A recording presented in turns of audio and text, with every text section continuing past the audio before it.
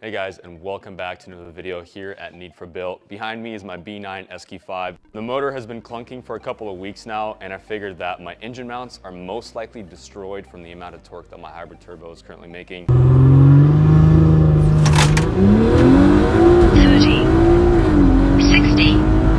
I haven't looked under it yet, but I'm gonna guess that the engine mounts are leaking, both of them. When I'm driving, there's a little slight clunk back and forth here and there. I don't wanna launch the car anymore if there's something that's going on, especially like a bad engine mount that's leaking. You definitely wanna replace those. I am at 58,000 miles, and yes, I was on stage 2 plus for quite a while, and the stock turbo makes a lot of torque already. So I'm guessing that they were already going bad at some point, and the hybrid turbo just completely demolished them in the end. So in return, what I have is a couple of these 034 street density mounts. They're 60 Newton-meter solid rubber all the way around. They seem to be a pretty good product. The little sensor gets replaced with a little resistor, so it keeps the ECU happy. But the biggest part about this is that it removes all of the fluid that's inside the OEM mount, and all it does is one-to-one replace the OEM bad mount, which I do have. So today we're gonna get under the car, we're gonna see how bad my mounts are, get them replaced, and we'll compare my leaky mounts to my brand new ones, which are going in. So let's get it.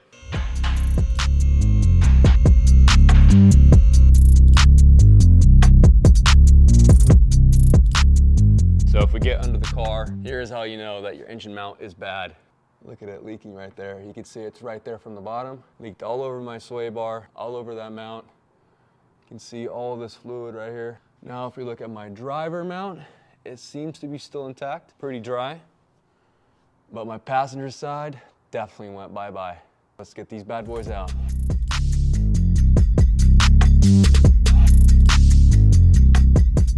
Current progress report.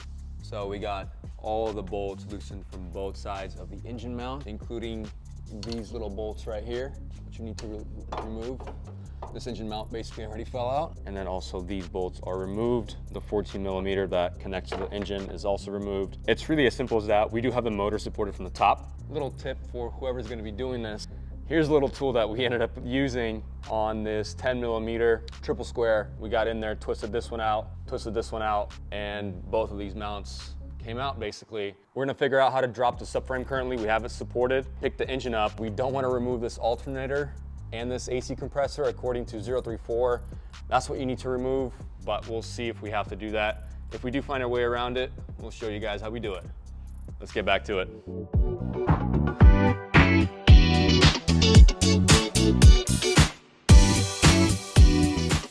So after lowering the subframe as low as we could, kept these rear bolts in, took these out on both sides. Still can't get them out. Obviously the alternator is in the way, and then on this side the AC compressor is in the way, which really sucks. But we're just gonna lift the motor up and see if that will fix our problem and go from there.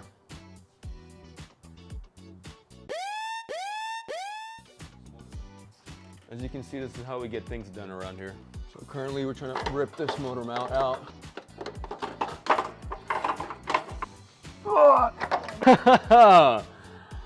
That's how you do it. Well, this side was still fine. So we got this side out. Should have space to stick the new engine mount in there. So we're gonna get this side out. There's a ground strap cable right here. It's getting held on by a 13mm and a couple of zip ties we need to remove, and that should give us enough space, enough play to get this clearly leaking engine mount out. Look at that. Look at all that fluid right there. Doesn't smell like anything, but probably shouldn't lick it, huh? It might taste good. If you haven't subscribed yet, hit the subscribe button, hit the bell button to get all notifications. It's like prying on the alternator. The plastic.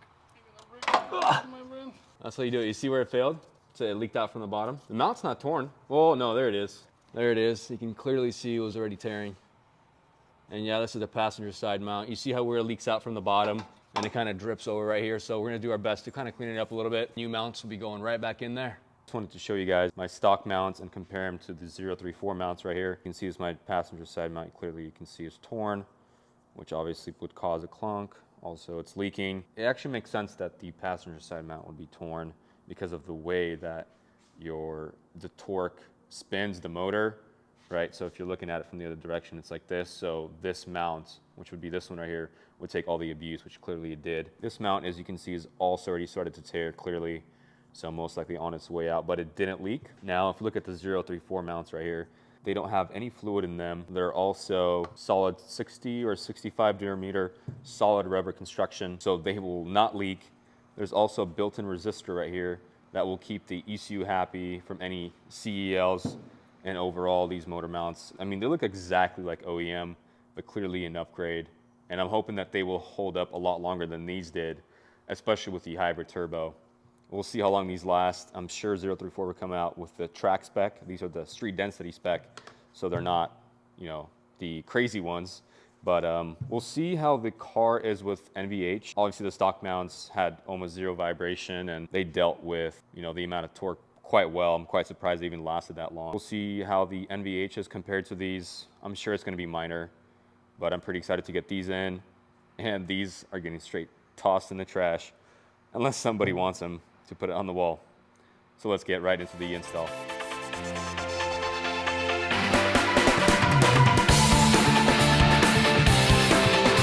We were able to get the engine mounts in from the bottom, from the side. Got them in, and then got these two bolts torqued down. And so we're gonna get this bolt in, and then I also have these two kind of cinched down. And then once we pick the subframe up, we're gonna drop the motor slightly, and we'll get the last bolt in, torqued into the motor before we position everything properly. Oh, these charge pipes are here, piece of trash. Check this one out. It's like so freaking soft, belongs in the trash. Maybe Nick will make me some custom ones. We'll see. Depends on how much he charges per hour, you know what I mean? Let's get everything back in.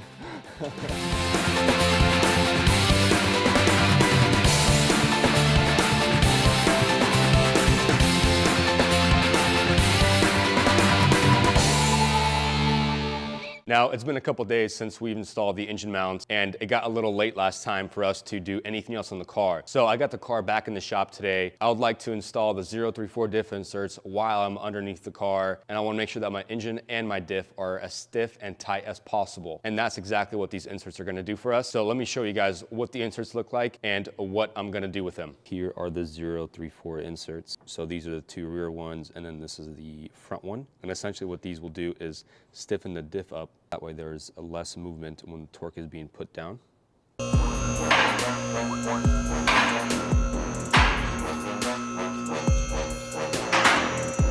So the first thing you need to do is lower the subframe. So what we're gonna do is lower the subframe bolts here. 1, 2, 3, 4 right here. Support the subframe, lower it, unscrew the sway bar, and then that should give us space to lower the subframe. Might have to take this exhaust piece off right here, I'm not sure. But that should give us access to installing these diff inserts right here. So let's get right to it.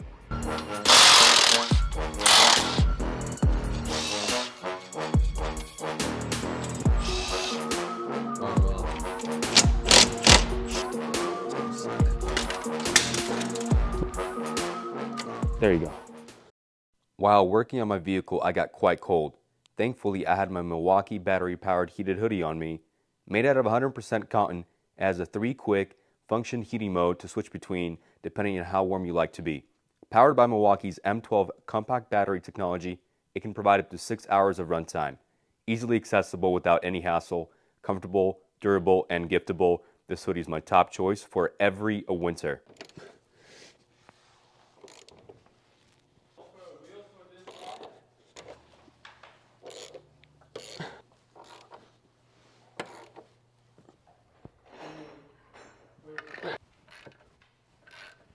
We got the rear diff bolts out, and then we got the front one out. And so we got the diff supported right here, and then we need to support the subframe so that way when we lower it to get inside to these inserts right here, that way the subframe does not fall on us. So yeah, we're gonna get a jag going, a 2x4 probably support the subframe.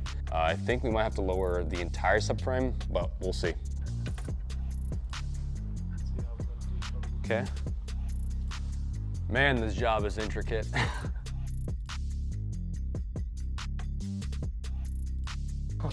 Definitely not playing no games. Oh, hey. Nice. There you go.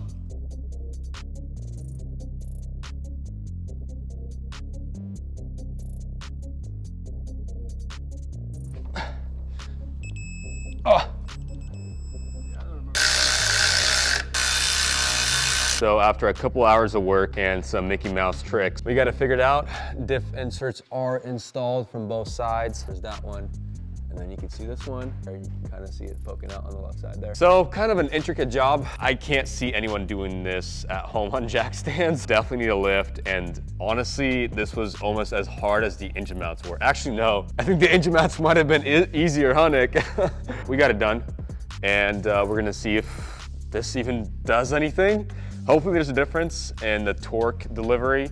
I also do have the subframe inserts that pair up to these diff inserts. So hopefully that the torque delivery and the way that the diff is now putting the power down to the ground increases in stiffness. I'm not sure yet, but we'll definitely do some testing and see the results. Another worthy project car. Hey, she sounds pretty good, man. Needs a little bit of love. But it's all doable, it's all possible. Not as much a fan of these as I am of those. Nick, I like the 4 rings a little better, bro. I'm not a fan of the BMW. Did you pay for the subscription for the heated seats? Nope. Oh man, that sucks. So that's it, guys. Thank you so much for joining me for another video on my B9 SQ5. That was the engine mounts installed, diff inserts installed from 034. I am not sponsored by them. I buy their products. I think that it might do a difference for me performance-wise. We'll see. My buddy Nick was telling me that I might see a slight vibration because of my engine mounts being a lot stiffer, and because of the inserts on the diff, I might feel a little bit more NVH in the car while driving it. I'll definitely be taking this car out on the street and testing the modification. If there is an improvement, I mean, great. And even if there isn't, I know that my engine mounts are now solid and good for another at least 20,000 miles. I'm hoping that they will last longer than that with my hybrid turbo torque, but we'll see about that. Well, according to 034, they're supposed to make the diff a lot stiffer during launches, especially when the diff builds all that torque and that gets transferred to both rear wheels. It should definitely help put the power down. If you guys have enjoyed this video, please leave a like, a comment down below. What else you would like me to install on my car? If there's any questions that you guys have, I'll gladly answer them. And if you guys would like to support this channel a little further, I would appreciate if you guys could go down into the description and follow me on Instagram. Check out other ways that you guys can support me. I appreciate you so much for watching this video, and I'll see you guys in the next one. Take it easy.